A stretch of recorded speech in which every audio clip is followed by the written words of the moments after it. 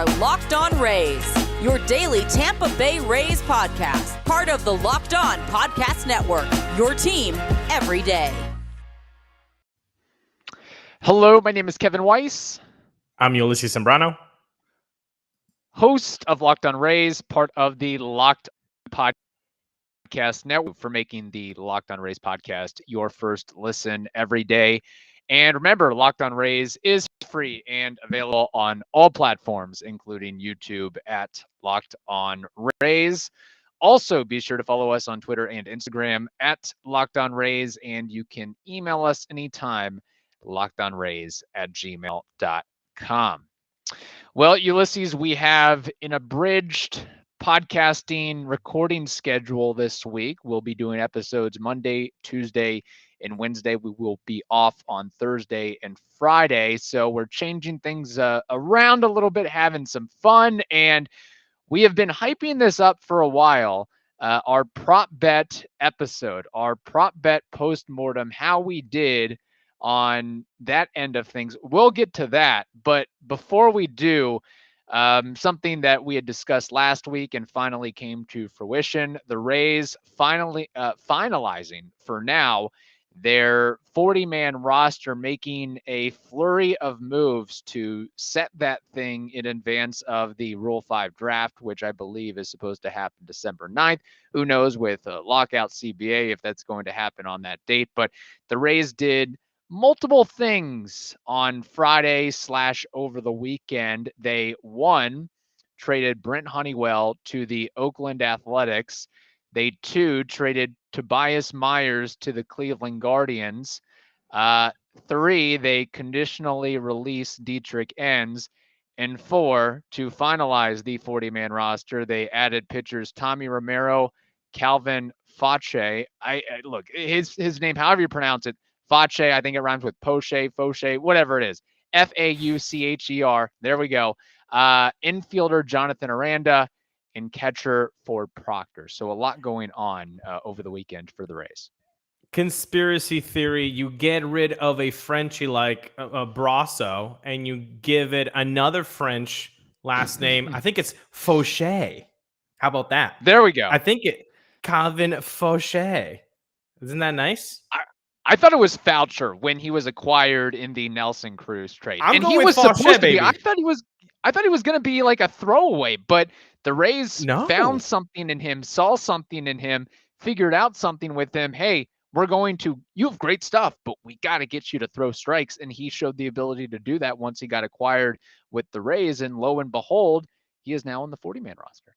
Well, Collin, when he came over in that Cruz trade, 1.44 ERA in 13 games. So he definitely showed enough for the Rays to say you should be protected. Just like the prop bets, Kevin, we got some things right. We got some things wrong. For my part, I thought they would protect four guys. They ended up protecting four guys. However, I got the four guys, I got two of the four. They did protect Ford Proctor. They did protect Tommy Romero. But our boy Blake Hunt, friend of the program, was not protected. And when we talked about this off screen, it made sense. How many teams do you know carry four, maybe even five catchers in their 40-man? Right. It's an odd thing. So I think that was the thought there to not go that route. But I'm excited to Jonathan Aranda winning MVP for AA South South League. Let's see what he has, because if that bat's real, then you can look up and down this farm system, Kevin, and with the team that the Rays have, this window of opportunity that we keep talking about does seem to legitimize itself in the offensive side. Something that this franchise has never been known for. Yeah, you've got 1, 2, maybe 3 guys at the same time. But the lineup that they just had, plus the guys that they're protecting, if they come true, this offense is going to be a good one for a long time. Yeah, if there's anything we learned with this 40-man maneuverability is the fact that players' stocks can rise and fall very quickly in the matter of months. I mean, who really had Jonathan Aranda on their radar back in March or April or February? Like, he was a throw-in. If you looked at the Rays' top 30 prospects, top 40, top 50 prospects, I don't know. We certainly didn't talk about him. No. We didn't know about him coming into the year. So for him to, and he was actually a converted catcher, so to see him be able to rake and hit 325, 330 in the minor leagues this past year and play first base, second base, third base, and a little bit of shortstop, he's definitely an intriguing player. Now, out of all these four guys that were added, and technically Rene Pinto was another guy that was added, but he was added, a week or two ago before these moves on Friday, Saturday. But out of Tommy Romero, Calvin Facci, is that what we're going with? I'm going. I might be completely wrong, but I'm going the French one. Fauché. It's going to take. Look, please don't send us emails or Twitter DMs about this guy's pronunciation. No, dude. Okay? Bother Kevin with it. Bother Kevin with the pronunciation. Calvin. I'm just going to call him Calvin. Tommy Romero, Calvin, Jonathan Aranda, Ford Proctor. Out of these four guys, which do you think makes the biggest impact in 2022 and beyond for the Rays or otherwise? I think Tommy Romero. I think he's really knocking on that door with the numbers that he put up. Over 100 innings pitched, and he had a .96 whip, 2.61 ERA, 145 strikeouts, Kevin. I mean, this guy knows what he has, his pitch offering. He knows what to do with it. Now it's the next step. You've shown you can handle AAA for a whole season, or at least parts of it. What's next? And with the starting rotation influx in that fifth spot, we all know about the Shanes. We know about Drew, and we know about Luis. Who's got that fifth one? That fifth one is going to be a battle between Josh Fleming, Ryan Yarbrough, Yonny Chirinos when he's back healthy, maybe in May or June, and then Tommy Romero. And can they get somebody from free agency? Sure. And Alex Cobb would be fantastic. I'm not going to make any prop bets on signings, free agents, because you know how I feel about the Rays going after free agents. I think it's one in a million that they actually sign somebody that's going to make a big impact, especially people throwing out names like Scherzer and Verlander. Let's calm down. But no, it's got to be Tommy Romero. And I think you agree with me, correct? No, I do agree with you. And again, he's another guy that before the season, how many radars was he really on as this guy is going to be a fast riser and a big time contributor? But he has been really, really consistent over his last four minor league seasons. And quite frankly, what he showed in 2021, I don't really think there's anything else for him to prove at the AAA level. Like, at some point, you've got to be able to find a spot for him, which probably made it a little bit easier for the Rays to move off of Dietrich Enns, move off of Tobias Myers, and move off of Brent Honeywell, which the Brent Honeywell trade to the Oakland Athletics for cash considerations definitely brings in some emotions if you're a Rays fan after what he's gone through the last several years with the arm surgeries and the rehab. And he was a guy that was a rallying cry for the Rays. I thought he'd make a bigger impact for the team this year, but he was called up in April, got a couple appearances, didn't do too hot in those appearances, got sent down, and basically stayed at AAA the entire year. Didn't get another opportunity after that. So something was going on there that I don't really know. That maybe I guess it's just a case of he ran out of time with the Rays being out of options, and they maybe wanted to see him develop a little bit more and get his feet underneath him. And it was just, well, we got to move off of you, I guess. Hindsight's 2020. He got the CJ Cron treatment, which is you're off our plans right now. And as a fan, you're like, why are they not using him? And then you try to justify excuses. Well, he's never reached 5 innings. Well, they probably want to stretch him out. Okay, well, he's pitched 5 innings now. Why is he not brought up? Well, you can bring Dietrich Enns. You might want to have, the comfortability of somebody who's versatile. You try to make excuses for them not calling up a guy. When now that you see that he's traded and he's one of the guys that makes space for the 40 man, you say, well, that was written on the wall, and they saw something. And the same thing with Mike Brasso. There was just not enough space for you. Right. We like you. We want you to succeed, and we hope you get your well-deserved opportunity to shine and to be successful in Milwaukee, in Oakland, and hopefully that's the case there.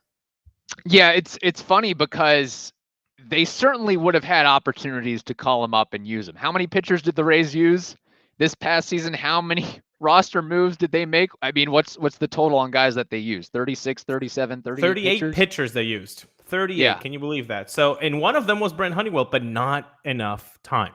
Right. Yeah. And I think, and again, this is just probably nitpicking, and I just don't think, really, I think the Rays probably should have given him some more of an opportunity after he got blown up a little bit in his final appearance. But it just seemed like the execution wasn't always there. He had good stuff. It's just he seemingly, when I looked back at the video, too many times he just left things out over the plate and they got hit. They got hit hard, whether it was the changeup not getting enough downward ride, or whether it was the fastball not rising enough. And it was just too much stuff in the middle of the plate, in the zone that he got hit up against. And the other thing too that I wonder about him is, what was he known for? What was his specialty? It was that screwball, right? Screwball. Yeah, that's what stood him out from the rest of the guys, or made him know, oh, he's a guy that throws a screwball. Nobody throws a screwball except for Brent Honeywell, but he didn't really throw that, at least when he was in the bigs. I think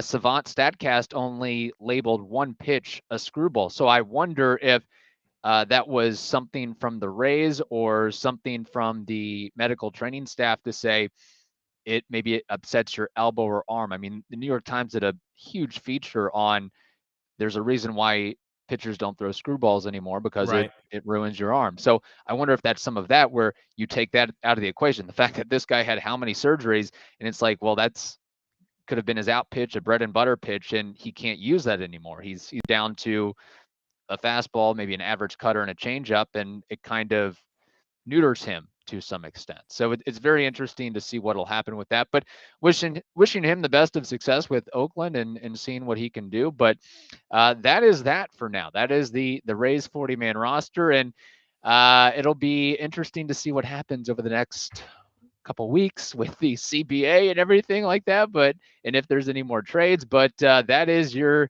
40-man for now. Okay, we'll go ahead and move along here. I know this has been very highly anticipated, the prop bet episode. We will finally see who won, finally see who outsmarted who on the predictions and the guesstimations. But before we get to that, we have to tell you about DirecTV Stream. DirecTV Stream is a simple way to get all the entertainment you love without the hassle. DirecTV Stream brings your live TV and on-demand favorites together like never before, which means you can watch your favorite sports, movies, and shows all in one place. And the best part of it all, there is no annual contract. So stop waiting and get your TV together with DirecTV Stream. You can learn more at directtv.com. That's directtv.com.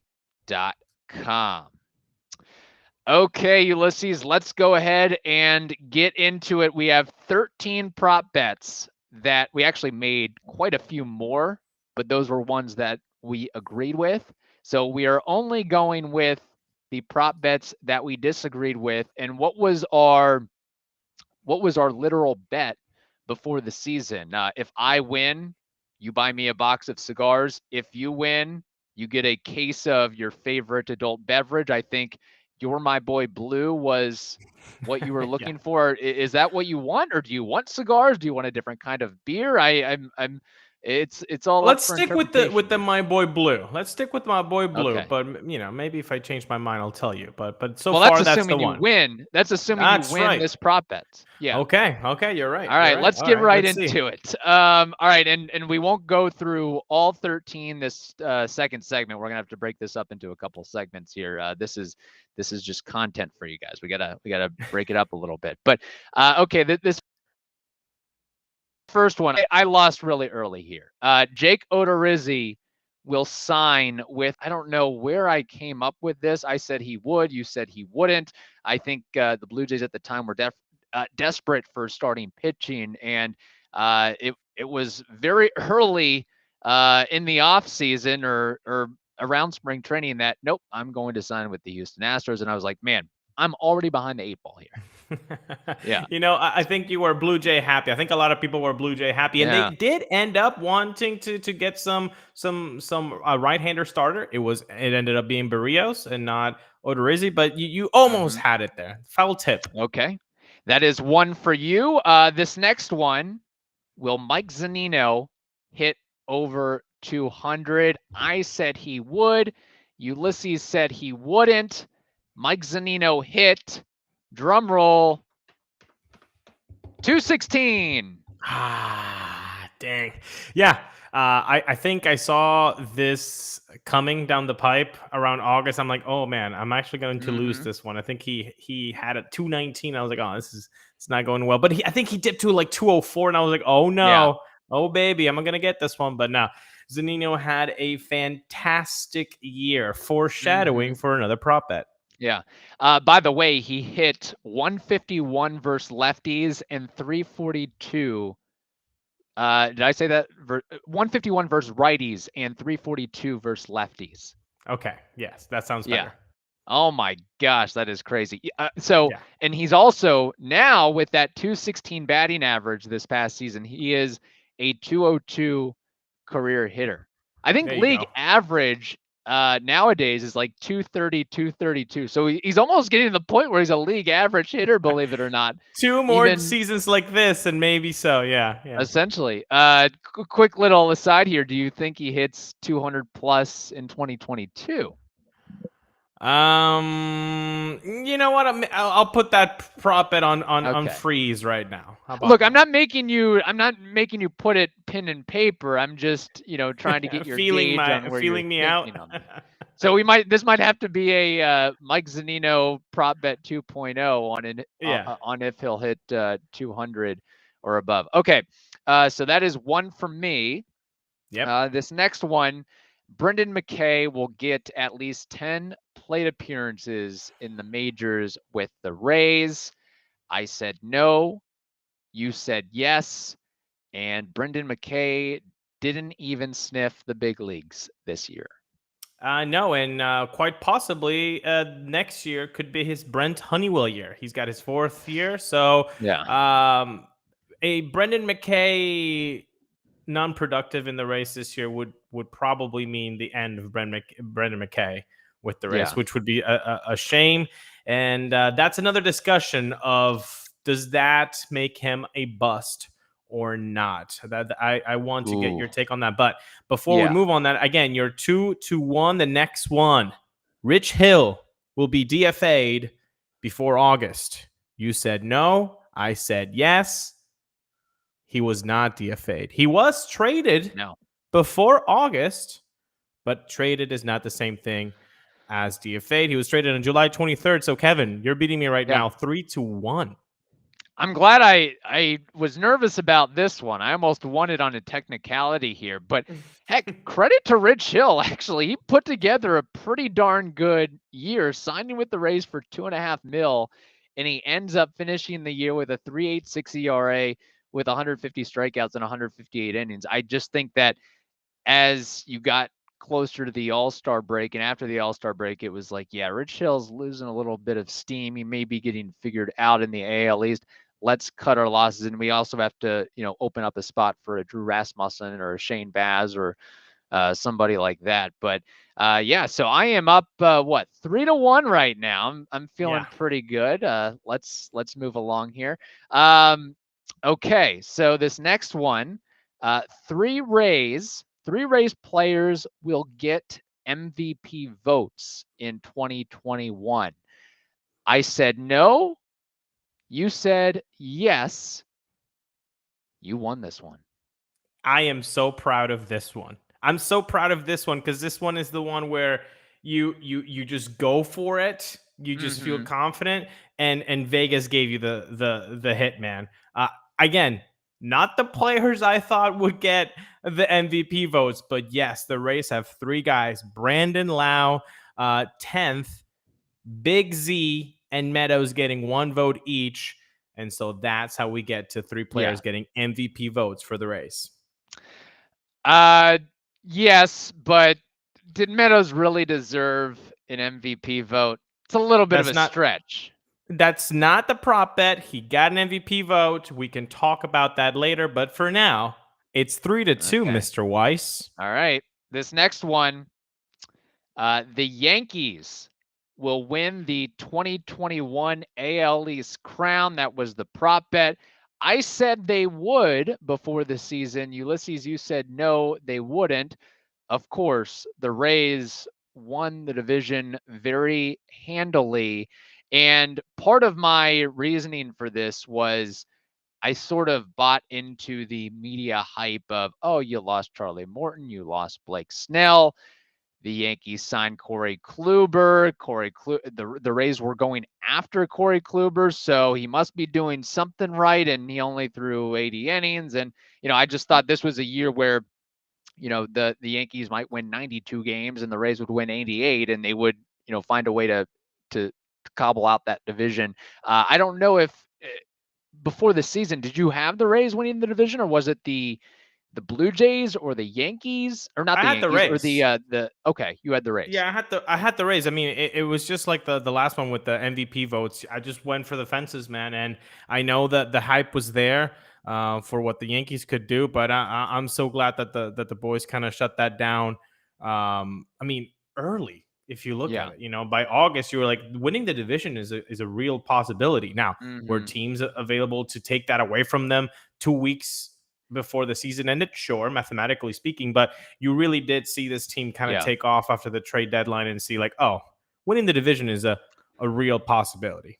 And it happened. Okay, so that puts us right now 3-3. I think that's a good stopping point before we get to the final 7 prop bets. I think we need a little recharger before we get through these last couple. What could do that? Maybe a Built Bar, something. Built Bar might a little pick me up.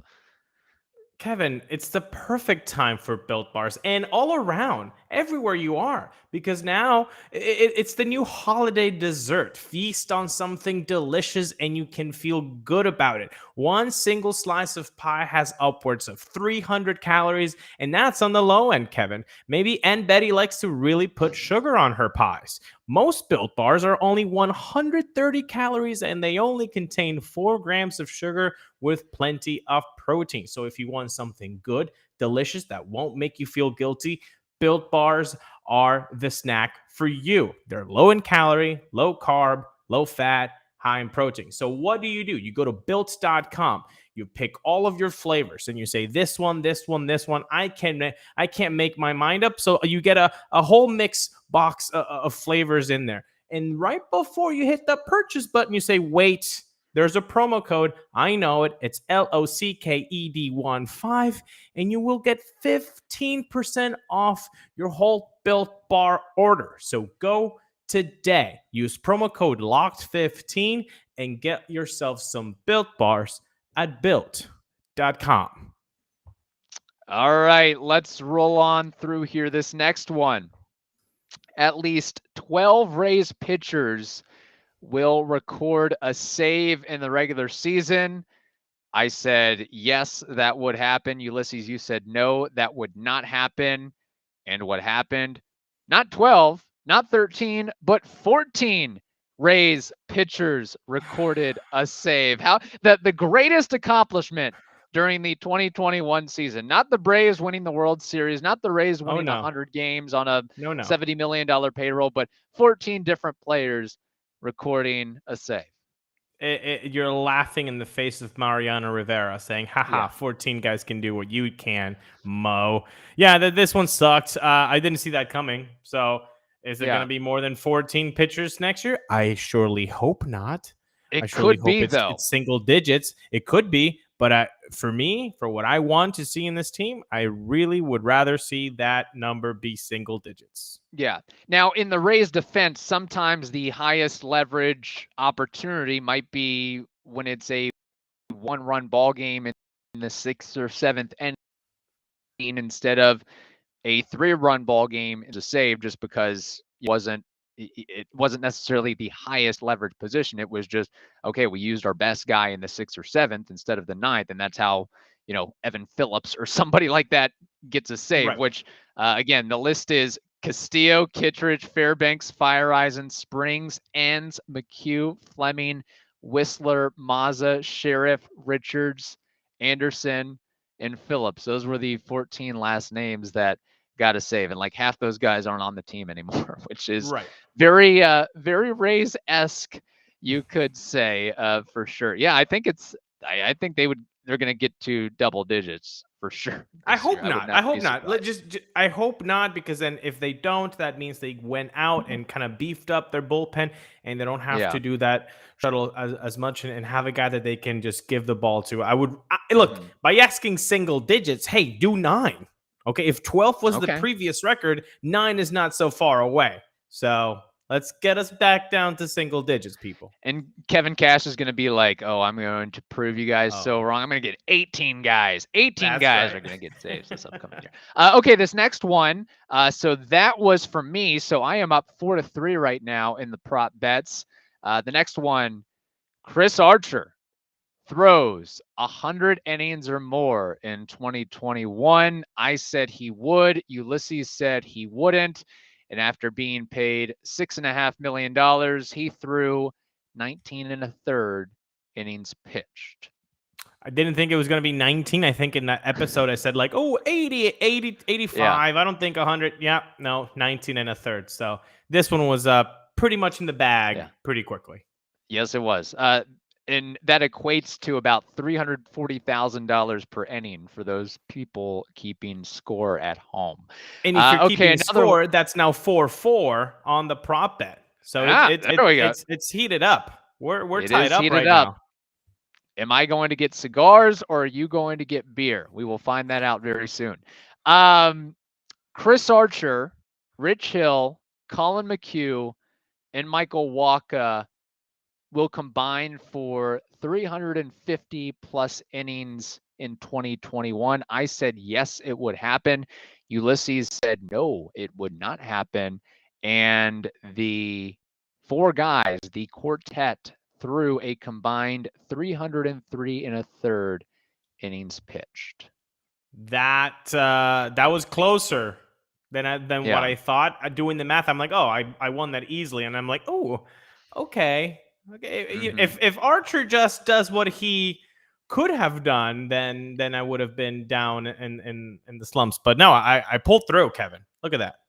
Consider this: if Rich Hill wasn't traded and he was pitching on the same track, I may have had this prop bet in the bag. It would have been very close. Yeah. Yes, it would. Yeah. And what's funny about all those 4 guys, I mean, I think, wasn't Collin McHugh paid the fewest amount of dollars? And I know he didn't throw the most innings out of that group, but he was the best pitcher overall out of that group. So and I could see this could be something that the Rays do in the future, where it's like, no, we're not going to pay one guy $15 million. We're going to pay 4 different guys, combined $13, $14, $15 million, whatever it may be. Veterans trying to get back on the right track. Look at that. The Rays also went to USF Business School, and where they told you diversify your portfolio. Yeah.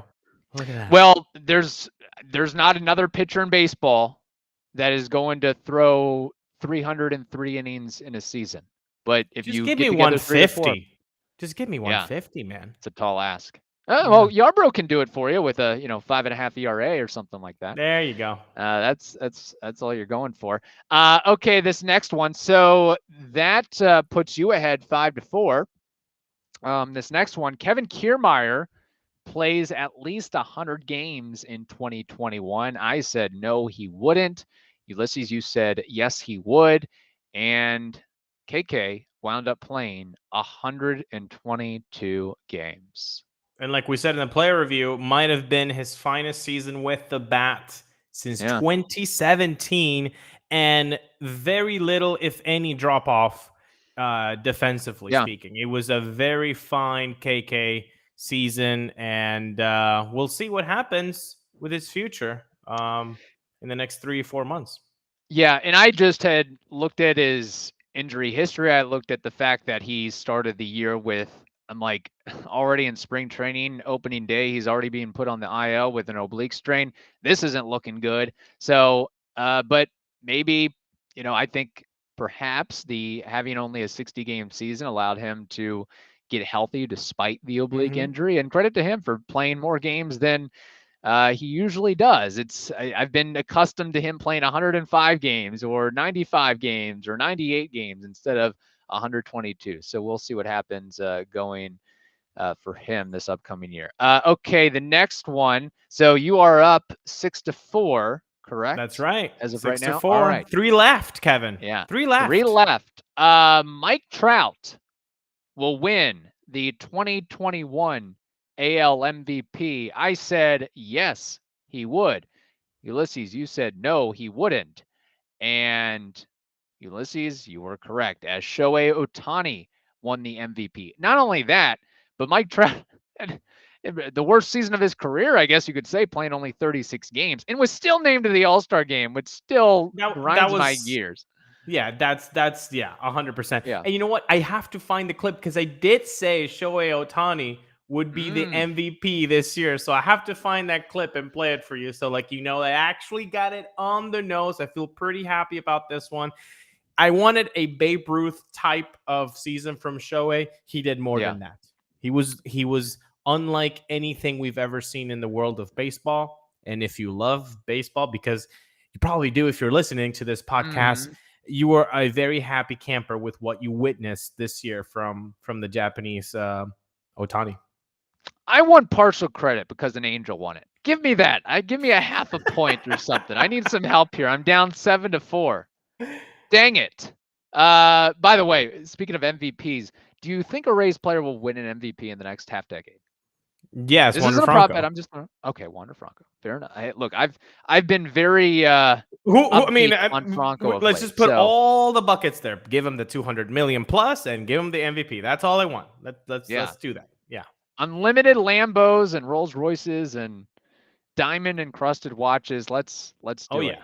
Yeah. If he signs a $200 million deal, I really hope he gets a chain that has like 200 mil or something that signifies that contract or the length of that deal. Instead of a number 5 chain, maybe a number 10 chain, a 10-year, $200 million dollar deal, something along those lines. Okay. So moving along here, officially you've won. Let's just see how much you win by. Okay. I gotta save up for the You're My Boy Blue, which are you sure you don't want Michelob Light or Michelob Ultra or Miller Lite or something along those lines? Oh, maybe I changed my vibe, but not yet, buddy. Not yet. Okay, I gotcha. Yeah. All right. A Rays player wins the 2021 AL Rookie of the Year. I said no. Ulises, you said yes. And of course, Randy Arozarena won Rookie of the Year. And he did it with less home runs than I thought. I said if he had 25 home runs, it would be the Rookie of the Year. He won it with 20 home runs, but he was a 2020 guy, which had only been done twice before in this franchise. Well, actually, no. It had been done more than twice, but only 2 players, Tommy Pham and BJ Upton. Correct. And I thought people would shy away from voting for Randy just because he had been around a little bit. And I also thought that Wander Franco would be called up too late, but he was called up sooner than expected. I was thinking maybe a September call-up or something like that. But of course, I lost this one pretty badly. And then finally, so 8-4 is the prop bet count as of right now. In this final one, will Chris Archer break James Shields' strikeout record or strikeout mark with the Tampa Bay Rays? I said yes, Archer would do that this season. Ulises, you said no. James Shields in a Rays uniform had 1,250 strikeouts And Chris Archer entered the season with, trying to find it right here. He entered the season, man, this is great. I can't find it, but he wasn't that far away. He was 105 fewer. He's 83 strikeouts away. He's 83 strikeouts away. Yeah, there we put it. In other words, I thought that Chris Archer would throw at least 100 innings and get at least 100 strikeouts. Like he would throw 112 innings and get 108 strikeouts or something like that and be able to get the mark. But yeah, it was not a good time for the Chris Archer prop bets on my end. That's for sure. Yeah. So just to clarify. So what does that mean? Shield, so who wins? So who won the episode? You won.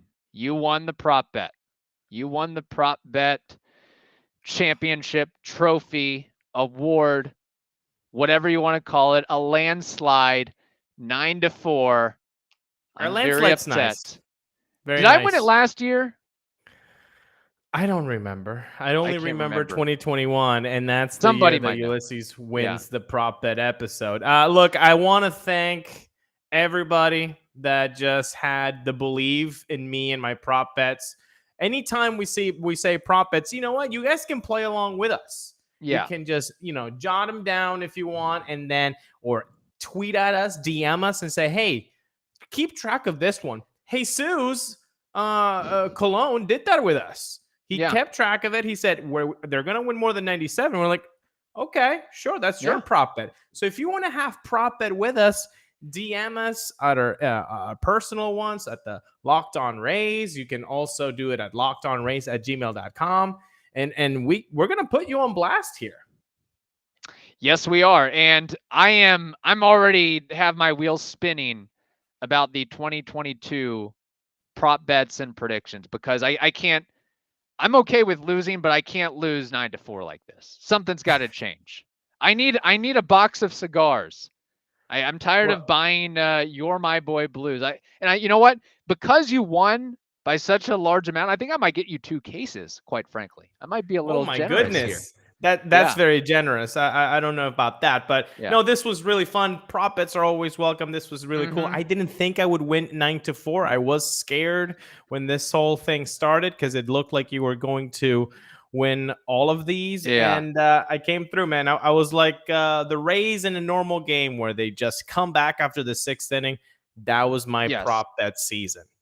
Congratulations, sir. Very good. Okay, that'll wrap up today's episode.